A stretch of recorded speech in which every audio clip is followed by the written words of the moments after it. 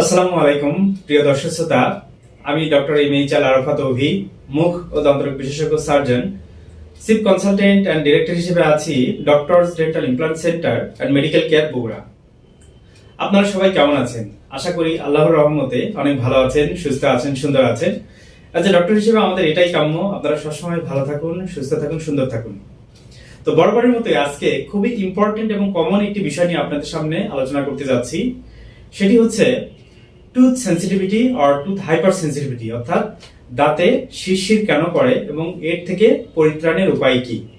How to relieve from tooth sensitivity or tooth hyper sensitivity. আশা করি পুরো ভিডিওটি আপনারা দেখবেন, ইনশাল্লাহ এতে উপকৃত হবেন। প্রিয় দর্শক শ্রোতা, শীতকালে বিশেষ করে গ্রীষ্ম বর্ষা সব কালেই হতে পারে, বাট শীতকালে সেন্সিটিভিটির টুথ সেন্সিটিভিটির পরিমাণটা একটু বেশি হয় কেন, অনেকেই এই কোশ্চেন আমাদেরকে করে থাকেন। দাঁত শিরশির করার প্রথম এবং প্রধান যে কারণ আমরা আলোচনা করতে যাচ্ছি, প্রথমেই আমি যে কজটা উল্লেখ করতে যাচ্ছি সেটা হচ্ছে tooth wearing or dental caries, অর্থাৎ আমাদের দাঁতের ক্ষয়, দন্ত ক্ষয়ের কারণে মেইনলি আমাদের দাঁত শিরশির করে থাকে। আপনারা জানেন যে আমাদের দাঁতের 3টি থেকে 4টি লেয়ার বা স্তর থাকে, স্ট্রাকচার থাকে, যেটা ফার্স্ট হচ্ছে ইনামেল লেয়ার। এটা আমাদের বডিতে যত হার্ড স্ট্রাকচার আছে তার মধ্যে দাঁতের ইনামেল লেয়ারটা সবচেয়ে হার্ড স্ট্রাকচার। দেন সেকেন্ড লেয়ারটা হচ্ছে ডেন্টিন, যেটা একটু সফট, এবং থার্ড লেয়ার যেটাকে ডেন্টাল পাল্প বা দাঁতের মজ্জা বলা হয়, এবং শেষে আরেকটা স্ট্রাকচার থাকে সেটা বাইরের দিক থেকে রুটের ভিতরে, যেটাকে সিমেন্টাম বলা হয়। তো মোটামুটি এই 3 or 4 স্ট্রাকচার বা লেয়ার নিয়ে আমাদের দাঁত গঠিত হয়ে থাকে। আল্লাহ তাআলা আমাদের দাঁত সৃষ্টি করেছেন। কোনো কারণে দাঁতটা যখন ক্ষয়প্রাপ্ত হয়ে যায় তখনই আমাদের দাঁতে সেন্সিটিভিটি ডেভেলপ করে। এটা হতে পারে ডেন্টাল অ্যাব্রাশন অর ইরোশন হতে পারে, অথবা ডেন্টাল ক্যারিজ হতে পারে। তো সেকেন্ড যে কজটা আমি উল্লেখ করতে যাচ্ছি সেটি হচ্ছে আমাদের প্রপার ওয়েতে, সঠিক পদ্ধতিতে আমরা দাঁত ব্রাশ করি না। রং পদ্ধতি, অর্থাৎ রং পদ্ধতিতে আমাদের দাঁত ব্রাশের করার কারণে এবং ফল্টি টুথ ব্রাশিং এর কারণেই আমাদের দাঁতটা ক্ষয়প্রাপ্ত হয়ে যায়, অথবা এক্সেসিভ টুথ ব্রাশিং এর কারণে। আমরা যখন সঠিক ওয়েতে, সঠিক পদ্ধতিতে দাঁত ব্রাশ না করব, তখন যেটা হবে, ভুল পদ্ধতিতে লং টাইম ধরে দেখা যাচ্ছে অনেকে আছেন দাঁত ব্রাশ করছেন তো করছেন, কিন্তু থামার কোনো নামগন্ধ নেই। 10 মিনিট 20 মিনিট হয়ে যাচ্ছে, তারপরে আমরা দাঁত ব্রাশ করেই যাচ্ছি।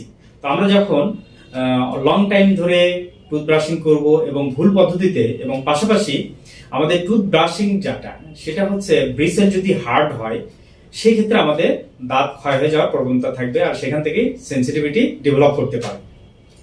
আরেকটা হচ্ছে আমরা যে টুথপেস্টটা সিলেকশন, কখনো কখনো দেখা যাচ্ছে যে টুথপেস্টে যদি অ্যাসিডের বা কেমিক্যালের পরিমাণ বেশি হয়ে যায়, সেই ক্ষেত্রে কিন্তু আমাদের দাঁত ক্ষয়প্রাপ্ত হতে পারে, আর সেই কারণেই দাঁত শিরশির করতে পারে।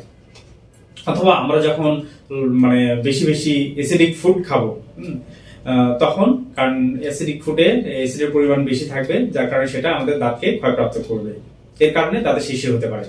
অথবা আমরা হার্ড ড্রিঙ্কস, সফট ড্রিঙ্কস অর্থাৎ কোমল পানীয় যখন খাবো, তখন এর মধ্যে যে কেমিক্যাল বা অ্যাসিড থাকে সেটা আমাদের দাঁতের লেয়ারটাকে ক্ষয়প্রাপ্ত করে ফেলতে পারে, যার কারণে আমাদের দাঁত শিরশির করতে পারে বা সেন্সিটিভিটি ডেভেলপ করতে পারে। অথবা হতে পারে অ্যাক্সিডেন্টাল কারণে অথবা ট্রমেটিক কারণে কোনো দাঁত ক্ষয়প্রাপ্ত বা ভেঙে গেলে, সেই ক্ষেত্রেও আমাদের দাঁত শিরশিরি বা সেন্সিটিভিটি ডেভেলপ করতে পারে। অথবা হতে পারে আমাদের কিছু অভ্যাসজনিত কারণ, যেমন আমরা অনেকেই আছি ঘুমের মধ্যে কিন্তু আমরা দাঁত কামড়াই, যেটাকে ব্রুক্সিজম বলা হয় আর কি, নাইট গ্রাইন্ডিং যেটাকে, ঘুমের মধ্যে আমরা দাঁত কামড়াচ্ছি। যখনই আমরা এটা এক্সেসিভ করে ফেলবো, তখনই দাঁতের উপর লেয়ারটা ক্ষয়প্রাপ্ত হয়ে যাবে, যেটাকে অ্যাট্রিশন বলা হয় ব্রুক্সিজমের কারণে। সেই ক্ষেত্রে আমাদের দাঁতে সেন্সিটিভিটি ডেভেলপ করতে পারে। টুথ সেন্সিটিভিটি বা হাইপার সেন্সিটিভিটির আরেকটি কজ বা কারণ হতে পারে, সেটা হচ্ছে আমাদের জিনজিভাল রিসিশন, অর্থাৎ মাড়ির ক্ষয় প্রাপ্ত হয়ে গেলে সেখান থেকে দাঁতের সেন্সিটিভিটিটা বা টুথ হাইপার সেন্সিটিভিটিটা ডেভেলপ করতে পারে। তো প্রিয় দর্শক শ্রোতা, আপনারা এতক্ষণ জানলেন যে দাঁত শিরশির করার কারণ কি কি। আরেকটা কমন কোশ্চেন যেটা অনেক পেশেন্টই করে থাকেন, সেটা হচ্ছে শীতকালে কেন এই সেন্সিটিভিটিটা বেশি ডেভেলপ করে বা শিরশির কেন করে।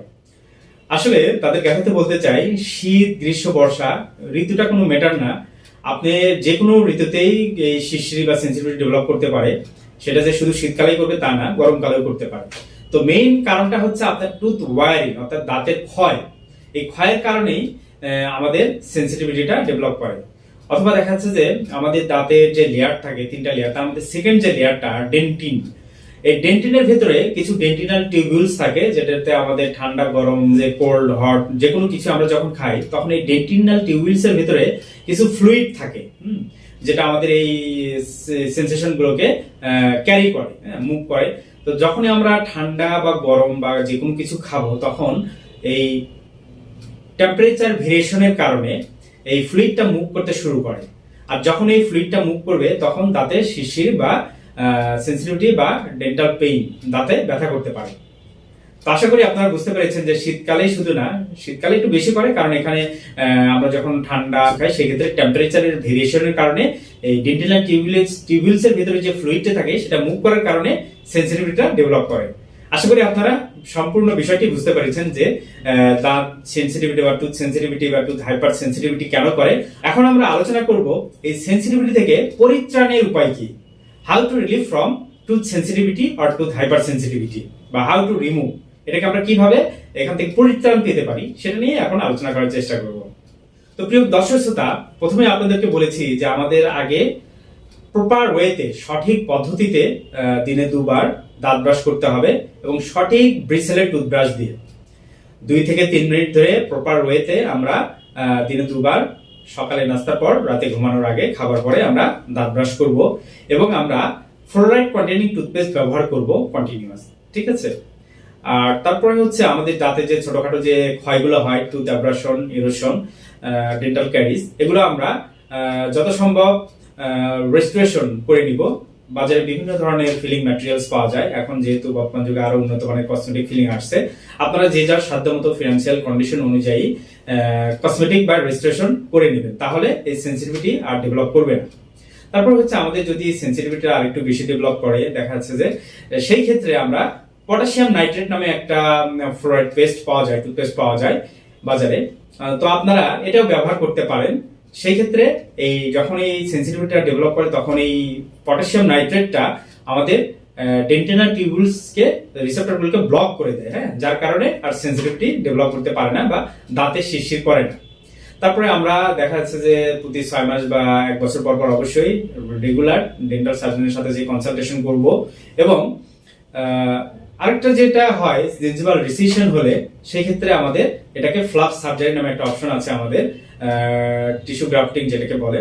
আমরা যদি জিঞ্জিভাল রিসিশন হয়ে যায়, সেই ক্ষেত্রে আমরা এটা সার্জারি করে নিলে আমাদের সেন্সিটিভিটিটা রিমুভ হয়ে যায়। প্রিয় দর্শক শ্রোতা, এতক্ষণ আপনারা জানলেন যে আমরা দাঁত শিরশির কেন করে এবং এর থেকে পরিত্রাণের উপায় কি, সবকিছু আমরা আপনাদের সুবিধার্থে, বোঝানোর সুবিধার্থে আলোচনা করলাম।